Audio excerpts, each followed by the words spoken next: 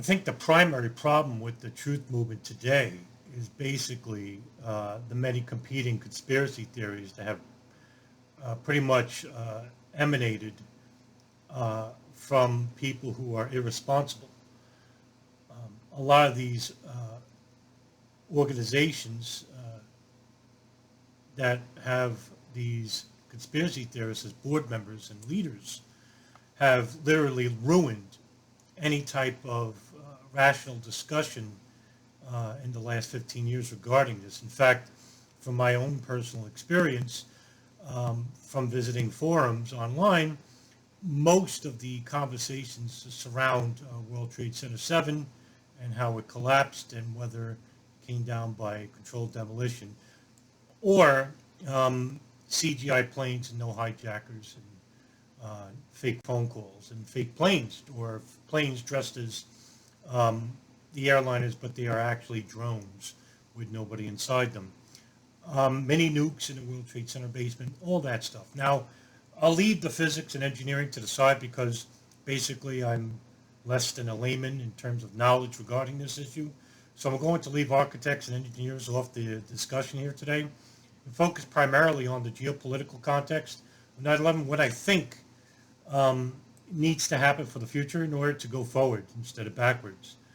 And the problem that inflicts these truth movements, such as 9/11 Lawyers Committee for 9/11 and 9/11 Truth Action Project, the two major ones, is that, and also We Are Change, New York and LA, unfortunately, Nelson Martins and Ed Brotherton, I believe, are disbanded the group, which is unfortunate because they're two really solid people.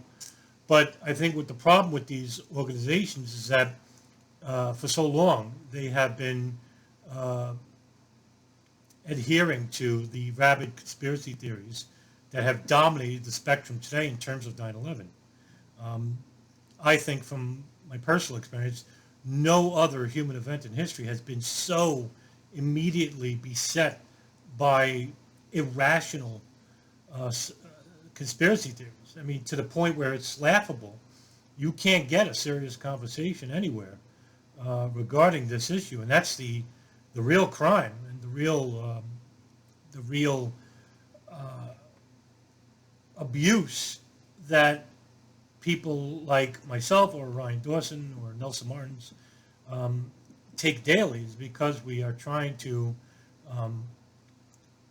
have rational dialogue about this subject, and instead we get in the comment section about if we're shills or government assets because we think a plane, American Airlines 77, crashed in the Pentagon. And so what I'm proposing for the 9/11 Truth Movement is a new movement, and a new movement that isn't adhering to physics or engineering, but instead to the geopolitical aspects of the terrorist attacks of September 11th, and with strict vetting. In other words, we don't just allow anybody to come in. We want to know what this person knows and not believes. And that's another thing, too, I'll get into in a bit. So this is what I'm proposing. I think what needs to be done quickly rather than later. Take your time, because time is not on our side. We're coming up on the 19th year since the terrorist attacks of September 11th, and next year is the big 2-0. And we haven't gotten anywhere. Truth movements have not gotten anywhere. Like I said, I'll leave architects and engineers on the side. But in regards to Lawyers Committee for 9/11 and Truth Action Project, they've gone backwards, not going forwards. In fact, the only real organization, and it's a lawyer firm, it's not even a truth movement, Motley Rice, they're the only organization that has actually gotten somewhere. In fact, they went to New York and they have actually gotten, just recently, released some documents regarding Saudi financing of the terrorist attacks. The problem with Lawyers Committee for 9/11 and Truth Action Project is that they have board members on their committees that don't believe in hijackers, don't believe in a plane crashing into the Pentagon or Flight 77 crashing into the Pentagon. They don't believe a plane at all crashed into Pennsylvania. So that means if you don't have planes, that means you don't have hijackers. And if you don't have hijackers, you don't have people on the plane making phone calls because they're the ones who are saying that there's hijackers on board. In fact, those two organizations are saying the phone calls are faked. And that goes all the way back to a so-called researcher named David Ray Griffin, who actually says that the phone calls were manipulated. And I'm here to tell you that that is false. In fact, the founder of voice morphing technology, George Atkin, has come out as early as 2005 suggesting that live voice morphing is impossible to do in the year 2001. And that's the founder of voice morphing technology. Did they make these necessary corrections? Of course. They still purport these conspiracy theories because it fits a narrative that they want to keep. And these narratives are usually that the State Department, the CIA, or the Illuminati are involved. So you have a separate issue of the Israeli Mossad were the ones, or the Israeli government were responsible for the 9/11 attacks, and they used the Saudis as patsies, or that the Saudis weren't even on the planes at all. All of this is obviously incorrect. Not totally, though. And what I'm going to get into is this, that there were hijackers on these planes. In fact, there were supposed to be more planes involved, but thanks to the ground suspension by CEO of the United Airlines, Gerald Larpy, we saved at least one plane from being hijacked, United Airlines Flight 23. The Truth Movement today, the Lawyers Committee and Truth Action Project, who purport that no plane hit the Pentagon and no plane hit Shanksville, who are they blaming? Well, they're blaming Israel and the State Department. But how? For example, here's what I'm insinuating, that these truth movements are making a big error.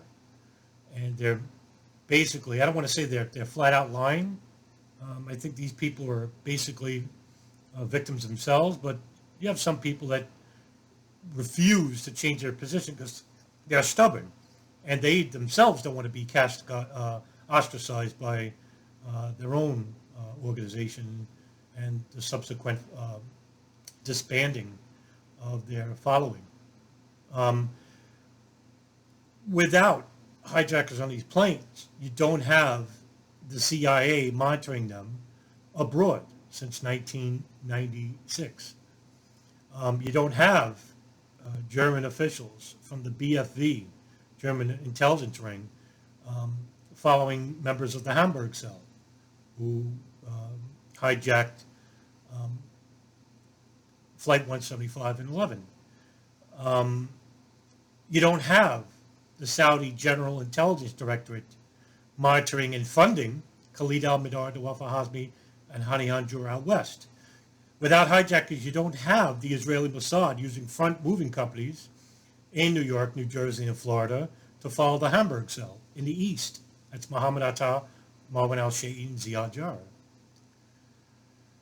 So basically, what you have is an absolvement of these organizations. If you don't have hijackers, you don't have hijacked planes, you don't have calls. Incidentally enough, it's some of the phone calls, some of them, that completely contradict the FBI's pet bomb investigation and what they found, and the 9/11 Commission's final report and what they found on these planes. That's the irony of all this, is that you have these truth movements, some of these board members and followers who cater to their conspiracy theories, is that they're throwing away great evidence which contradicts the very agencies that they claim are involved with 9/11. Now, what I propose about a new truth movement is that this truth movement actually concentrates on the important issues that are overlooked or ignored altogether by the 9/11 truth movements organizations today. And that is the Alex Station, headed by the CIA, Able Danger, headed by the DIA, and the two foreign intelligence rings that were following the hijackers. That's the Israeli Mossad, who's in the front moving companies out east, and the Saudi General Intelligence GID operatives in Osama Basnan and Omar al-Bayoumi out west. And that's an important issue because Omar al-Bayoumi and Osama Basnan got their money from the bank account of Haifa bin Faisal, who is the wife of Bandar bin Sultan, the Saudi U.S. ambassador to the United States and close friend to not only George H.W. Bush, Bush Sr., but close friend to George W. Bush Jr. So by throwing away the hijackers and claiming that they're patsies, never board these planes, meanwhile you have ticket agents, you have Dulles camera video, which shows the hijackers going through security checkpoint at through Flight 77. And if you're saying that because it doesn't have a timestamp, it could have been taken any day, it was video. Well, first of all, that's not true. It's a variant system, and a variant system doesn't have a timestamp. And Motley Rice is the one that got the video released, and it was from a FOIA request in regards to the victims' families that they're counseling in regards to the New York Court of Appeals hearing. And they won, actually, so they're going forward with their lawsuit against the Saudi government, which they were trying for years to block, headed by Judge George Daniels, who is sitting on the case itself. The video itself shows one of the victims of Flight 77, Marie Ray Sopper, and she's one of the primary people in the video. You actually see her carrying a cat. She's actually carrying her cat on board. She never flew before. And that she puts it in a red animal cargo holder. You can see her walking away with it. And right behind her is Khalid al-Minar and Majid Market, two hijackers for Flight 77. What the truth movement, this new idea I'm trying to implement here, which I would love to see take place, and an idea that me and a very good researcher of mine, I consider him the favorite, most responsible researcher I've ever come across, Nelson Martins. We've come up with this idea that the truth movement needs a new movement, and that this movement needs to concentrate on the sensitive areas of the geopolitics of 9/11, pre and post. And this has to basically have a core group of dedicated individuals who are not persuaded by any type of human construct, whether it be politics, racism, or religion. A real researcher is not persuaded by anything but the evidence before them, whether it may lead them to a road that they don't like. The facts never change. And we don't want people to follow. We don't want followers. I don't want people to follow me, for example.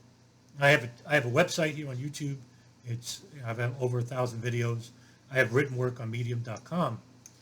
I have a Twitter account too, but what I don't want is people to follow me. What I want is for them to trust me, to trust the information I get, and by doing that, you take the information which is presented on my channel and you do the research to see whether it's true or not.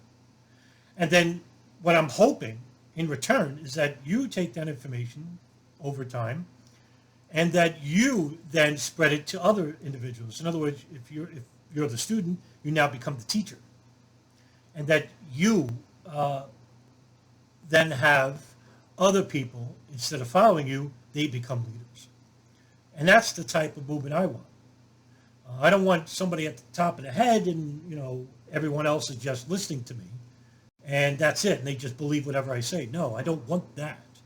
What I want through this movement is a bunch of people, dedicated individuals. And I don't even want it to be a large movement. We just need enough quality over quantity, and that's another thing the truth movements don't have, where we concentrate on, like I said, the geopolitical context of 9/11. And in order to do that, we have to go back a certain point in time and to understand the foreign policies of the United States, Israel, Saudi Arabia, Pakistan, Egypt. Yeah, it's a broad concept. 9/11 isn't simple. It's not as simple as CGI planes or nuclear warheads and suitcases in the basement of the World Trade Center, or no hijackers on any of these planes. This is all ridiculous, and it leads to nowhere. None of these people like Christopher Bolin, CIT, Barbara Honegger, Rebecca Roth, Jim Fetzer, the Godfather of Conspiracy, Alex Jones, all these people, Loose Change. I could give you a list of 50. John Lear, Morgan Reynolds, Judy Wood. A lot of these people have manipulated and lied to millions of people. And this is the reason why 9/11 discussion has been suppressed for so many years. Like I said before, you're barely ever going to find rational discourse in this day and age anywhere. And that's, like I said, that's the crime. And it's a serious topic. It's such a broad and complex topic. Look, I'm not an expert by any means. I'm a regular guy. This is my room, my bedroom. I read a lot of books about the subject. And I'm not a teacher, or I'm not an expert on any type of religious fundamentalism or the intelligence agency. But I just happen to care about the facts of the case. And there's so little facts, there's so much manipulation and disinformation that it is hard for the average person to know what is true and what is not. And, I have time to myself, and a lot of people don't have time. I mean, that's another thing, too, that this government realizes, is that reading is not a fundamental issue for many people. Suppress documents and files in the National Archives for the next 30 or 40 years. But you can know, we could put enough pieces together, we don't have to build the whole puzzle, but we have enough pieces of the puzzle to put together and have sort of a visual outlook of what the picture involves. So what I would imply to these very few reputable truth members of these truth movements, and what I would tell them is to get out of these movements. And why someone like Barbara Honegger couldn't, right? Because Barbara Honegger, who's a board member of 9/11 Lawyers Committee, she's also a very high-profile truther who doesn't believe in hijackers. She doesn't believe Flight 77 crashed into the Pentagon, doesn't believe Flight 93 crashed in Shanksville.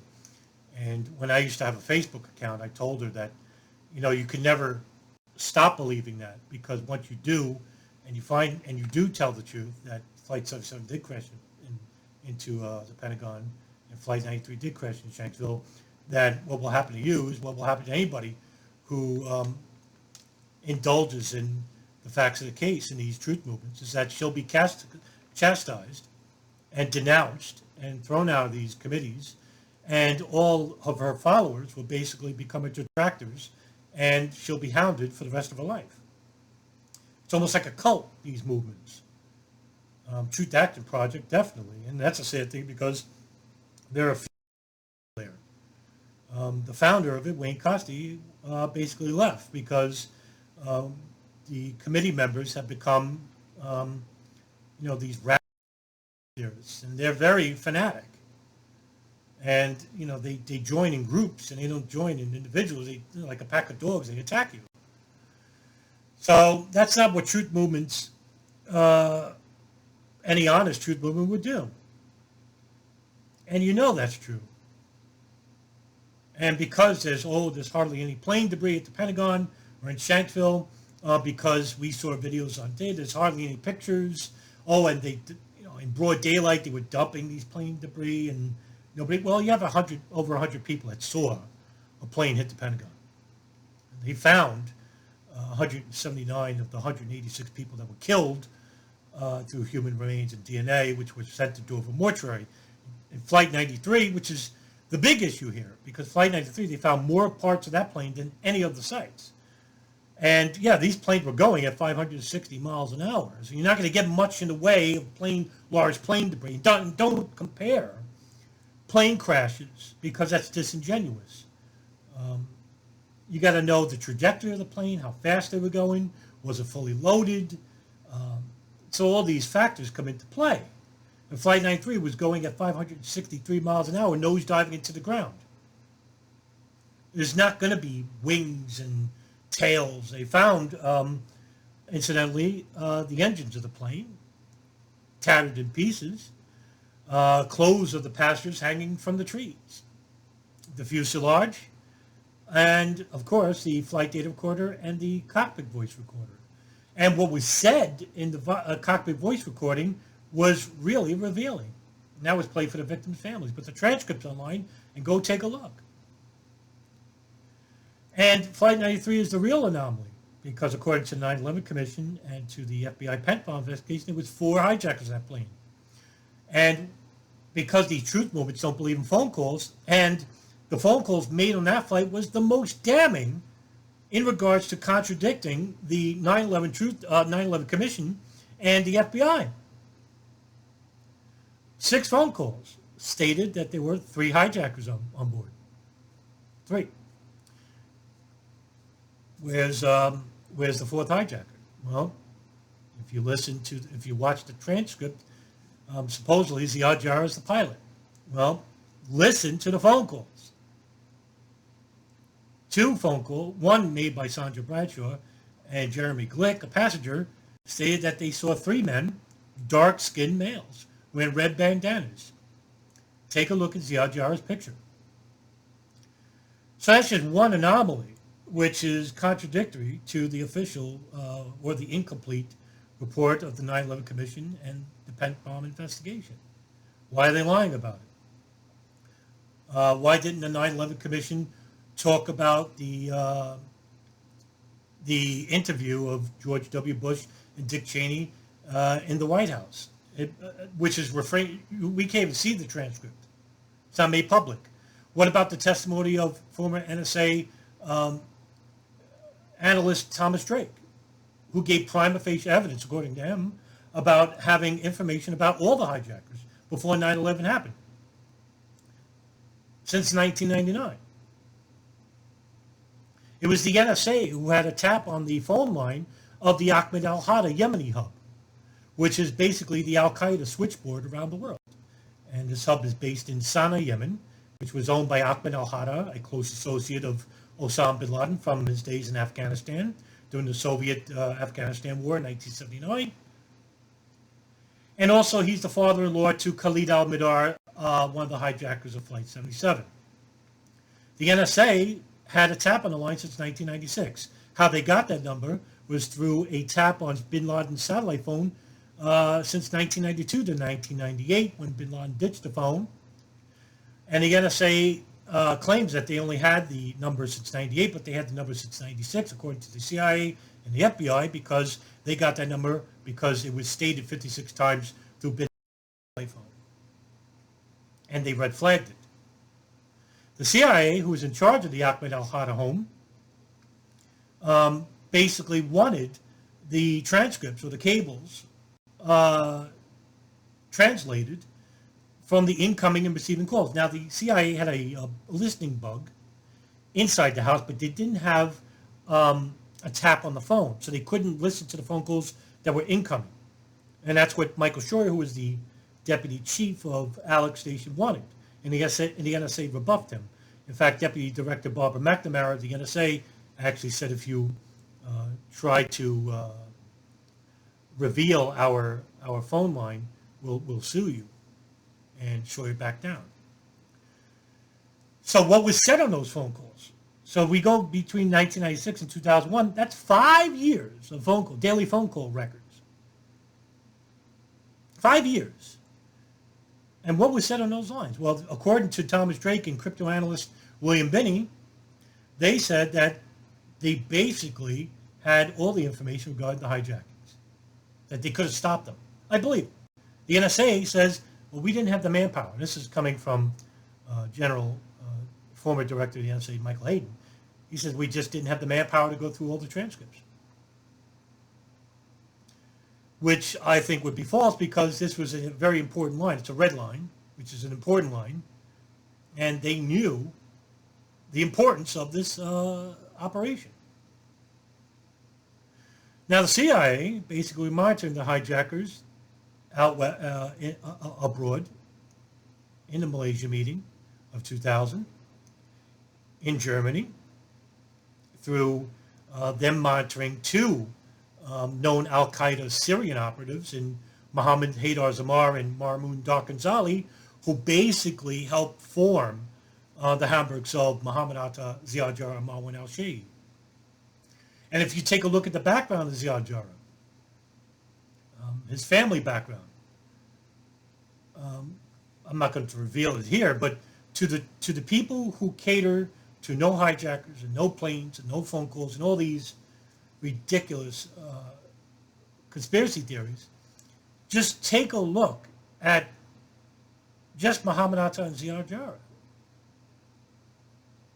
And you'll see the fingerprints of intelligence of all these people. And this is the evidence you're willing to throw away because you were told by known frauds that there were no hijackers, there were no planes, there were no phone calls.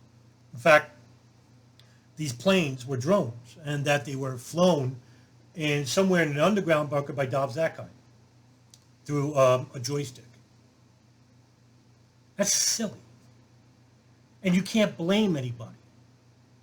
And the people that were involved in monitoring these hijackers or financing these hijackers and not telling the State Department or the FBI while they were here in the United States, the Israelis and the Saudi agents that were here 2 years prior. Now, I'm not even going to talk about the Amdocs investigation, where we had over 250 Israelis monitoring the DEA, the FBI, and the State Department, or the drug ring, headed by Cookie Orgard. And that's where Black Operation money comes from. And their tremendously huge ecstasy ring here in New York and Texas. Go read the Gerald Shea memo. Gerald Shea, who was a former Chicago lawyer, did an investigation of his own talking about these rings specifically, the three rings, the drug ring, the intelligence ring, and the Mossad moving front companies that were monitoring these hijackers in Florida, New Jersey, and New York. Go look at the FBI field reports regarding the Saudis out west. Omar al-Bayoumi, Osama Bassan, 9/11 Commission interviewed both of them. They fled to Saudi Arabia. As for the Israelis,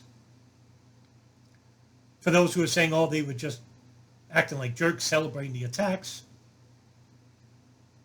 Urban Moving Systems, which was a company in Weehawken, New Jersey, owned by Dominic Suter, were not just monitoring the hijackers in New York, but there was also, and everybody likes to talk about the dancing Israelis, you have two Israelis in Pennsylvania on 9/11 and 9/12 that were from right past the highway of where Shanksville, Pennsylvania was. Now, these are two Israelis that nobody ever talks about that were working for Urban Moving Systems, and Roy Barak and Modi Bupel, who were two employees for Urban Moving Systems. And on September 12th, they were pulled over by Pennsylvania State Police.